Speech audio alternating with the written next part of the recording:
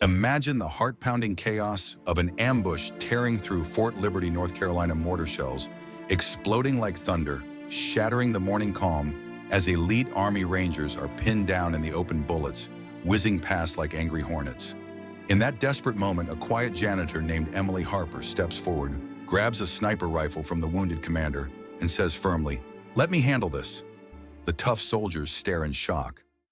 "You're just the cleanup crew," one mutters. But what unfolded next didn't just save their lives, it shattered every assumption they held dear, revealing a warrior no one saw coming. Meet Emily, 28 years old, with her hair pulled back in a simple bun, eyes sharp, yet always averted, blending into the shadows of this man's world. For years, she's been the invisible hand at the ranger base, mopping floors, patching targets, and fading away like forgotten furniture. But deep inside, echoes of a hidden past pulse through her veins. Lessons from a grandfather who turned ghosts into legends, weaving stealth and precision into her very soul. What if the person scrubbing your messes held the key to survival, their skills forged in silence, waiting for the storm? As smoke chokes the air and screams echo across the range, Emily's steady voice cuts through the frenzy. "Trust me, Commander, this is what I've been waiting for." But here's the twist no one expected. This isn't merely about one woman's secret talents.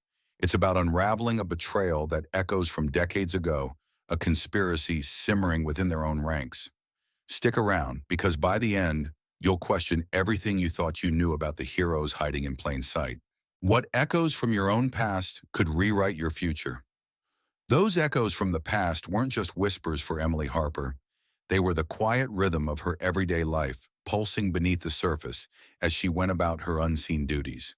At 28, with her dark hair neatly pulled into a bun that spoke of practicality rather than vanity, and eyes that held a sharpness softened by years of looking away, Emily was the kind of person who blended seamlessly into the background. She worked as a maintenance specialist at Fort Liberty, North Carolina, the bustling hub of Army Rangers elite training, where America's finest warriors sharpened their skills for the world's most dangerous threats. Every dawn, as the first light crept over the horizon, she'd arrive at 500 sharp, her boots crunching on the gravel paths leading to the shooting ranges. Her days were a ritual of humble tasks, sweeping up spent brass casings that glittered like forgotten treasures under the sun, patching bullet-riddled targets with steady hands, and restocking ammunition crates that fueled the Rangers' relentless drills.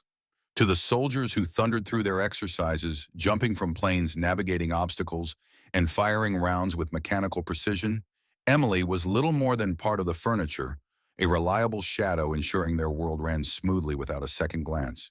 But her mixed American-Asian heritage, a quiet legacy, from a grandfather who crossed oceans to fight for this country, added layers to her story that no one bothered to uncover. In a uniform world of camouflage and commands, she blended cultures as effortlessly as she blended into the scenery, carrying the weight of unspoken histories in her every step. Yet Emily's eyes saw everything while revealing nothing. She watched the Rangers with a gaze honed by something deeper, noting the subtle flaws in their formations, the overlooked variables in their shots. Echoes of her grandfather's voice would rise unbidden in her mind. Patience isn't waiting, it's preparing. Emily thought often, "They see a janitor, but I see weaknesses in their drills, ones I could fix if they bothered to ask." It was a man's world after all, where her contributions faded into invisibility, much like the women of past generations who supported wars from the sidelines, their strengths dismissed or claimed by others. The isolation gnawed at her, a quiet wound that mirrored the overlooked lives so many knew too well. But beneath the mop and the maintenance coveralls, a marksman's precision waited, forged in silence, ready to emerge when the echoes demanded it. Those echoes of her grandfather's voice weren't mere memories for Emily. They were the foundation of who she had become, rooted in the rugged landscapes of rural Wyoming, where her childhood unfolded like a hidden chapter in a forgotten war story. Sergeant Elias "Ghost" Harper, her grandfather, was a legend whispered among veterans, a Vietnam sniper credited with 120 confirmed kills, his name evoking tales of impossible shots and unyielding stealth. After the war, he retreated to their family ranch, a vast spread of windswept plains and distant mountains, turning it into a secret training ground far from prying eyes. There, away from the military's rigid manuals, He passed on his hard-won wisdom to his young granddaughter weekends, blending into lessons that shaped her soul as much as her skills. Emily spent those endless afternoons mastering the art of the rifle breath control to steady her aim and minimize the slightest tremor wind reading, to gauge invisible currents that could bend a bullet's path, and ballistic calculations that accounted for gravity's pull and environmental twists. Echoes of the enemy's mind, that's your real weapon, kid. He'd say, his voice gravelly yet tender, teaching her to read atmospheric conditions like a book calculating trajectories through variables of distance, humidity, and slope. But these sessions were more than marksmanship. They were a balm for the wounds he carried.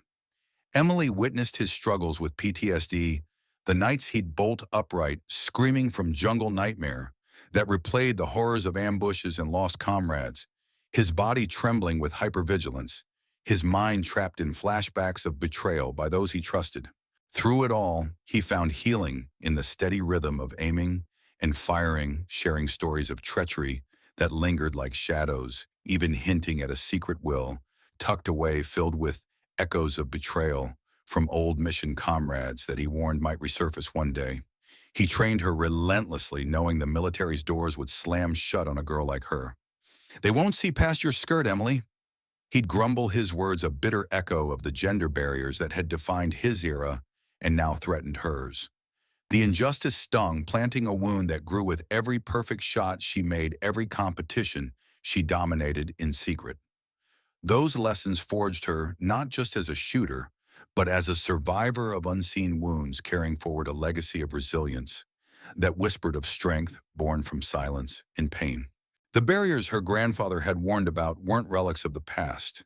They echoed loudly in Emily's present, shaping a professional wound that cut deeper with every unacknowledged achievement. Fresh out of Montana State University, with a degree in mechanical engineering and flawless scores on every military shooting test she took, Emily had dreamed of joining the elite sniper ranks. Her understanding of ballistics and precision mechanics was unmatched, innovations that could revolutionize training methods. But the institutional blind spots ran deep, remnants of a time when women were barred from combat roles, much like the lawsuits in 2012, where female soldiers challenged the Pentagon's discriminatory policies, fighting for recognition that came too late for many.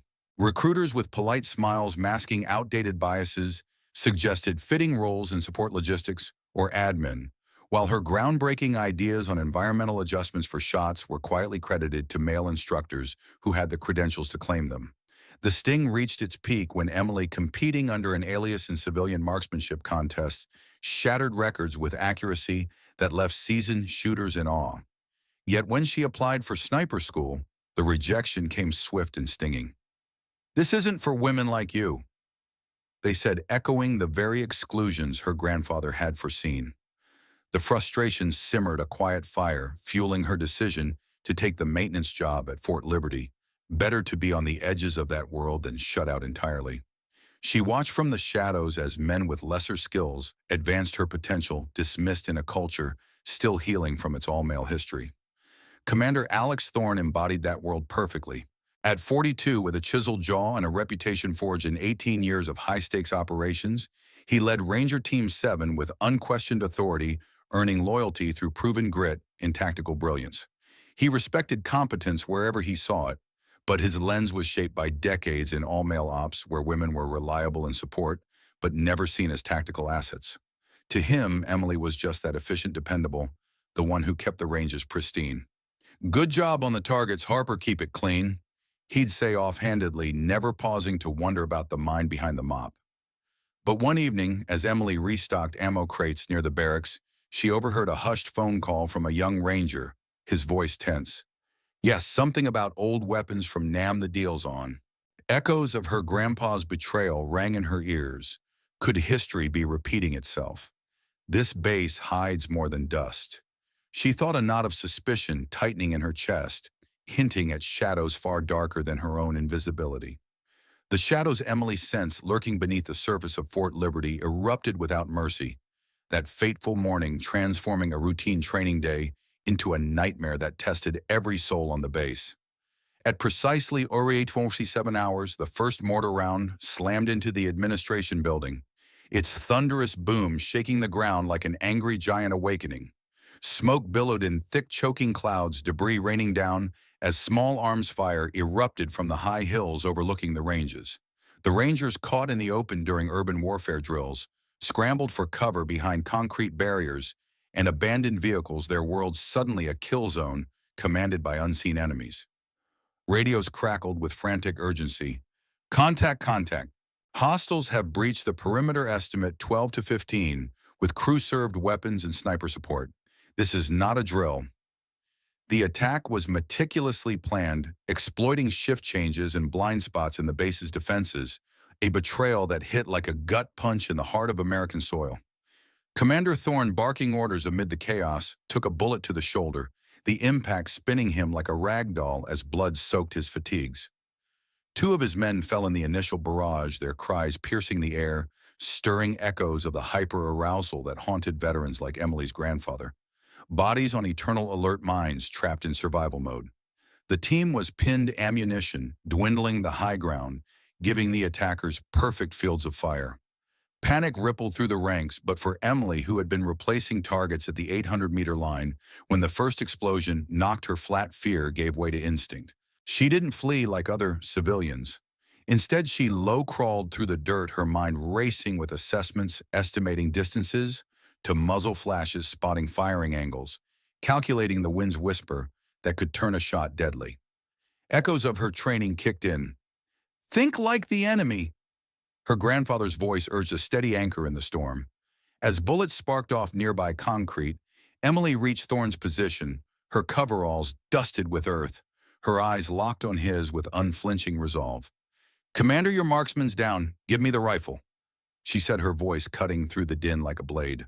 Thorne, clutching his wound, stared at her as if she'd lost her mind. "Your civilian, Harper, get to shelter." But Emily didn't waver her gaze, holding the weight of secrets long buried.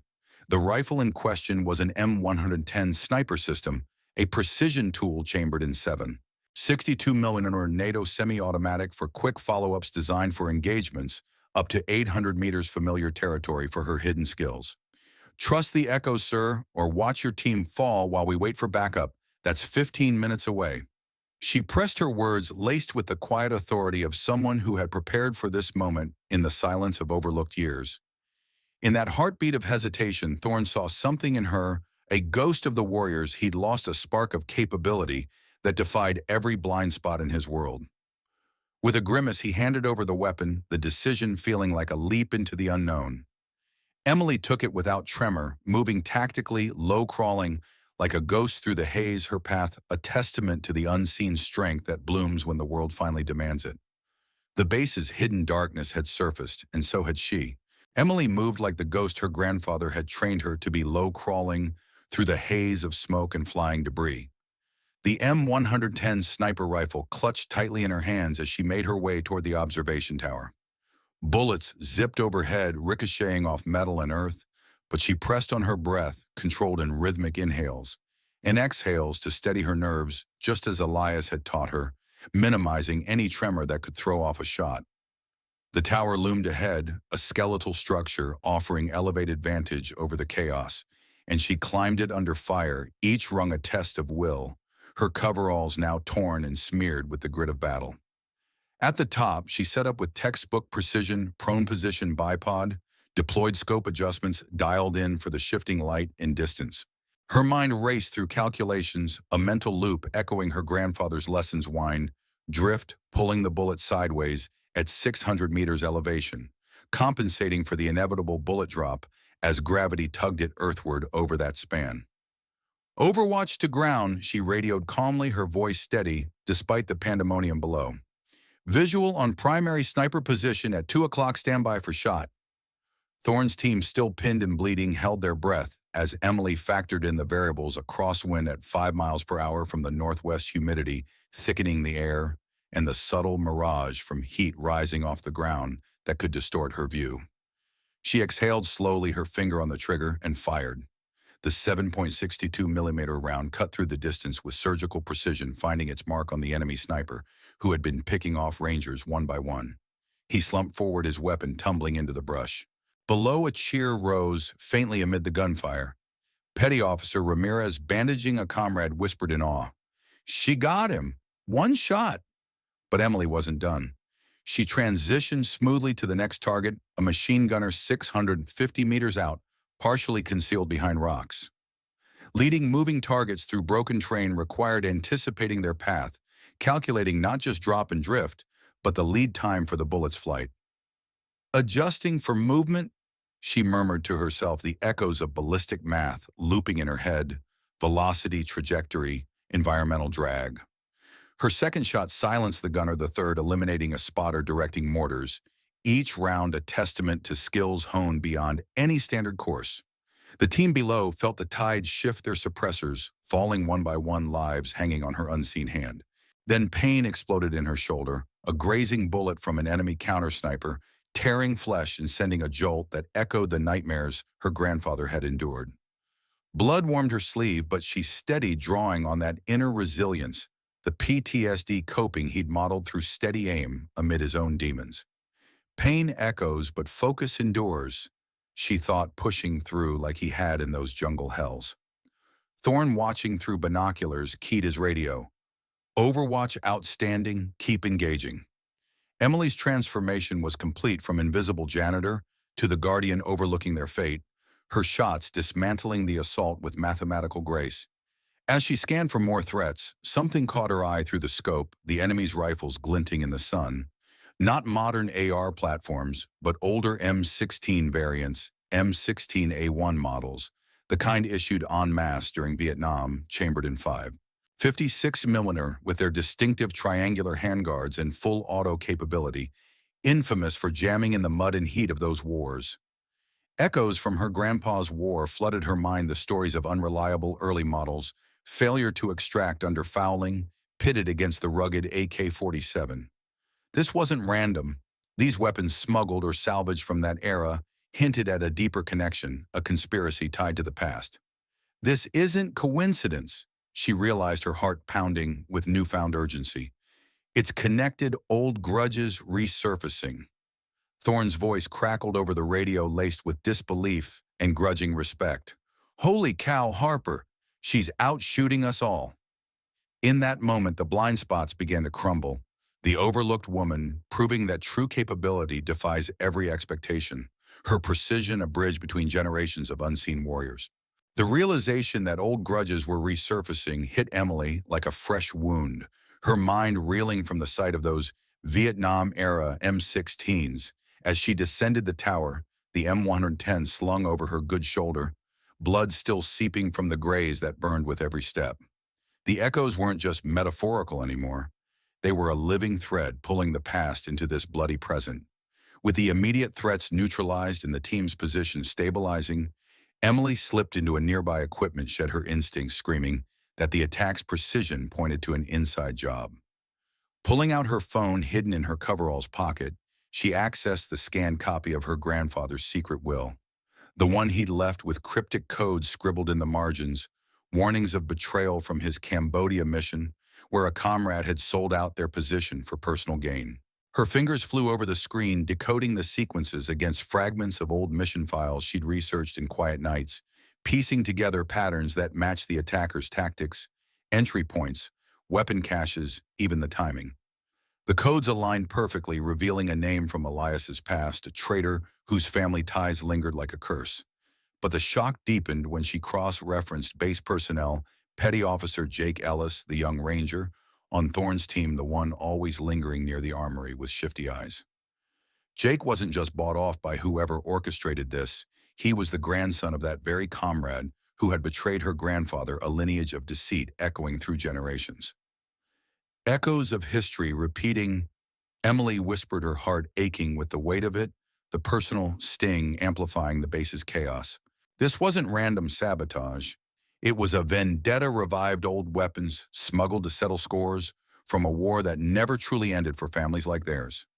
Adrenaline surging despite her injury, Emily confronted Jake in the shadows of the shed, where he'd slipped away under pretense of grabbing supplies. He froze at her approach, his face paling as she leveled the M110's barrel, though her intent was answers, not execution. You, she said, voice low and steady. The calls about NAM weapons, the breach perimeter. It's you, isn't it? Bought off to reopen old wounds. Jake's eyes darted, his hand inching toward a concealed knife. You shouldn't meddle, Harper. This is bigger than you, a debt from the past that needs settling. The words ignited the knot of tension, and he lunged, forcing a hand-to-hand struggle that tested every ounce of her resolve. Emily hesitated for a split second, the pain in her shoulder flaring like the flashbacks that had plagued her grandfather, a momentary doubt born from exhaustion and the echo of his own vulnerabilities. But she overcame it for his legacy, for the unseen survivors who pushed through invisible battles. Drawing on the close quarters techniques he drilled into her disarms, honed on the ranch using leverage and precision over brute force, she twisted his arm, knocking the knife free with a swift elbow strike. Echoes end here, she growled, pinning him against the wall, her grip unyielding despite the agony. Jake slumped, defeated, sputtering confessions of being coerced by shadowy figures, trading in war relics, his grandfather's grudge fueling the fire. In that raw moment, Emily's leadership emerged, rallying the scattered team over radio. Ground units, follow my lead, Ghost. Win by staying unseen. Flank the remaining hostiles northeast. I've secured a breach point. Surely. The Rangers, hearing her command, with newfound authority, moved as one, their trust shifting in the heat of battle. Thorne, patching his wound nearby, nodded in silent acknowledgement. From janitor to commander in the chaos, her actions shattering the last barriers of doubt. What had started as a hidden wound was now a force of revelation, proving that true strength often rises from the echoes of betrayal, forging bonds stronger than any chain of history.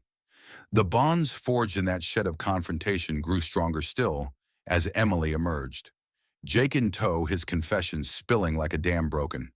The attackers weren't mere terrorists, but smugglers of war relics peddling Vietnam-era M16s and other ghosts from the past to shadowy buyers. Their assault a desperate bid to destroy evidence hidden in the base's old bunkers. The pieces clicked, the overheard calls, the decoded will, the weapons that echoed her grandfather's nightmares, all part of a cover-up that could expose decades of illicit trades tied to that betrayer's lineage. With the team regrouped and reinforcements still minutes away, Emily took command, her voice a beacon in the fading gunfire. Push northeast, flank them before they regroup. She directed her injury, a dull throb, overshadowed by the fire of purpose. The remaining hostiles, sensing their plan unraveling, intensified their assault mortars, arcing toward the base's perimeter, where a nearby civilian village huddled in fear, families caught in the crossfire, children wide-eyed in the chaos. Emily spotted the lead smuggler from her vantage, a figure directing the retreat from 900 meters out, partially obscured by vegetation and broken terrain. Defying the odds, she adopted ghost positioning, the Hathcock-style invisibility her grandfather had mastered, melting into the landscape using foliage for cover while calculating strikes through gaps in the leaves. Wind tugged at 7 miles per hour, humidity weighing the air. But she predicted his movement, a sidestep to evade imagined pursuit, factoring in advanced ballistics. Lead time for the bullet's arc, Coriolis effect from the Earth's spin at that range, and the subtle drop over distance. Her shot rang out, the round threading through the brush, with lethal grace, dropping him instantly and scattering his men.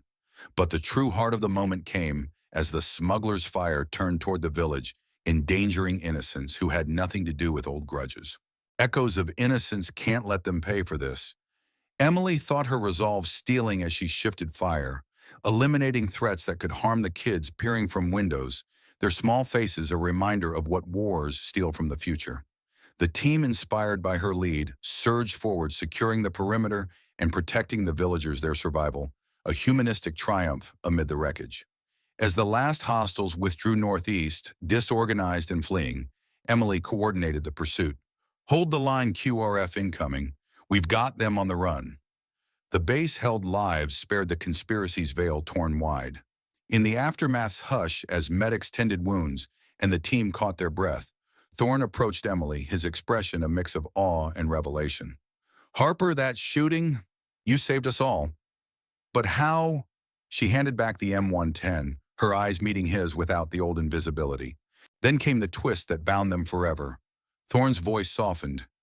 Your grandfather, Elias Ghost. Harper, he saved my dad in Nam, pulled him from an ambush when betrayal struck. I never knew.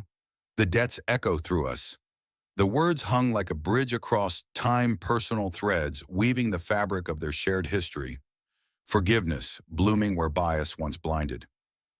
Harper, you're the echo we needed, Thorne said quietly, his hand on her uninjured shoulder, a gesture of mutual respect that shattered the last remnants of division.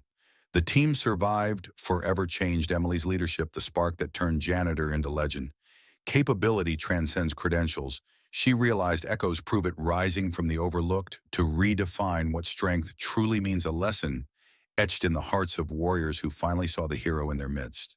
From the ashes of that fateful attack rose a new chapter one, where the echoes of betrayal transformed into harmonies of healing and hope, proving that even the deepest wounds could mend when met with understanding and resolve. 6 months later, the scars of the day had faded into stories of triumph, and Emily Harper stood at the forefront of change as Lieutenant Harper, her direct commission fast-tracked through channels that recognized her extraordinary valor.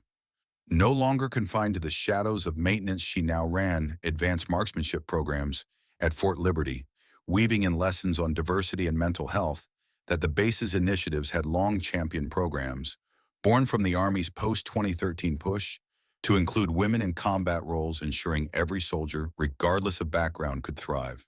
She taught not just precision shooting, but the importance of seeing beyond surfaces, incorporating resilience training for PTSD, drawing from her grandfather's struggles to help others navigate the invisible battles that lingered long after the gunfire stopped. Thorne, her strongest advocate, often shared the tale with new recruits, his voice carrying the weight of hard-learned wisdom. "Don't overlook the echoes around you," he'd say, his eyes reflecting on that day when greatness hid humbly in plain sight, a reflection on the biases that had once clouded his judgment. The team, forever altered, carried those lessons into every mission, their unity forged in the fire of revelation. What began as institutional blind spots evolved into a culture of inclusion, where capability was measured by heart and skill, not by preconceptions. The relationship between Thorne and Emily blossomed from guarded distance to unbreakable alliance, mutual respect transcending the boundaries that had once divided them. They collaborated on training modules, Thorne opening up about his own brushes, with the mental toll of command finding solace in her insights on healing echoes. Healed, turning wounds into wisdom, much like the coping strategies Elias had passed down. In quiet moments, Thorne would admit how her actions had forced him to confront his past, forgiving himself for the oversights that nearly cost lives, while Emily found peace in stepping fully into the light, her grandfather's legacy no longer a secret burden, but a shared beacon. Excellence has nothing to do with expectations. Emily came to embody a truth that resonated deeply with those who had walked similar paths of quiet perseverance. In the halls of Fort Liberty, where warriors prepared for tomorrow's unknowns, her story became a testament to veteran resilience, the kind that rises unannounced, proving that true strength often emerges from the overlooked corners of life, inspiring all to listen for the echoes that could change everything. As a storytelling expert who spent years crafting tales for seasoned souls like you folks, who've seen life's twists and turns, carrying the wisdom of decades and the quiet reflections on paths not always recognized, I've come to see Emily's journey as a masterclass in resilience. It's the kind of narrative that draws from the heart of human experience, using loops like those echoes to mirror the repetitions we all face, wounds that resurface until we heal them, strengths that hide until they're called upon. In weaving this story, I leaned on techniques that build tension through subtle motifs, letting the past pulse through the present, much like how a good yarn keeps you leaning in, wondering what's next. Inspired by real veterans whose lives read like legends, snipers like Carlos Hathcock with his 93 confirmed kills, and that record-setting 2,500-yard shot that held for decades, or Chuck Mohini, who notched 103 in the shadows of Vietnam over just 16 months. These men taught us that preparation meets opportunity in the unlikeliest moments. Hathcock's stealth earning him the Silver Star for dragging a wounded comrade through enemy fire, or Mohini's quiet endurance as a scout sniper for Morgan remind us how excellence often blooms from humble, overlooked beginnings. Their stories aren't just about marksmanship. They're about the mind's quiet power, the patience to wait, and the courage to strike. Lessons I infused into Emily to show how true capability transcends the visible. We overlook the janitors in our lives all too often, don't we? But if we listen to their echoes, we find hidden strength waiting to emerge, much like the women who've battled for their place in the military. Think of the long history of discrimination, the barriers that kept them in support roles during Vietnam, the gender-based challenges and sexual trauma that persisted even as the 2013 ban on combat exclusion was lifted by Defense Secretary Leon Panetta, opening doors to ranger schools and sniper programs. Yet biases lingered with lawsuits in the early 2010s, highlighting how innovations in valor were credited elsewhere. In scripting Emily's arc, I wove in these truths to honor that fight, showing how institutional blind spots give way to inclusion when we value the unseen. In the end, this tale is designed to echo your own life reflections, the times you felt invisible only to shine when it mattered most. As we age, these stories remind us that greatness isn't announced. It performs quietly, turning preparation into profound opportunity. It's a nod to the veterans who've inspired us, teaching that resilience isn't just surviving, it's thriving beyond expectations. Thriving beyond expectations, that's the heart of stories like Emily's, isn't it? The ones that linger long after the telling, stirring something deep within us. If you're nodding along, perhaps remembering times when you felt invisible only to shine in ways no one expected, then you know exactly the pull of her journey. Have you ever been that quiet force in a room full of noise, your strengths overlooked until the moment demanded them? Emily reminds us that greatness often hides in plain sight, waiting for its chance to emerge from the shadows of doubt and dismissal. It's a truth that resonates especially as we age, when life's echoes teach us to celebrate the unsung heroes among us, the veterans who've carried unseen burdens, the everyday folks who've turned personal pain into quiet power. Think of those who've walked before us, grappling with the lingering scars of war, like the PTSD that shadows so many, turning simple nights into battles of the mind. Yet from those echoes, wisdom blooms, the resilience to heal, to forgive, to see value where others glance away. As we reflect on our own paths, the humble beginnings that shaped us, the overlooked talents that defined our triumphs, Emily's tale becomes a mirror. Echoes from those humble origins don't just fade. They change worlds, inspiring us to honor the hidden strengths in ourselves and others, to build communities where every voice, no matter how quiet, finds its moment. If this story has moved you, as it has so many who've shared similar whispers from their past, why not let it ripple outward? Hit that like button if it struck a chord, share it with a friend who's been overlooked in their own life. They might see themselves in Emily's rise. Drop a comment below with your own hidden echo, that moment when you stepped up against the odds, or the unsung hero who changed your path. And if you're ready for more stories that uncover the extraordinary in the everyday, subscribe now. Let's uncover these tales together. Your story might be the next one that inspires someone else to listen for the echoes in their own life.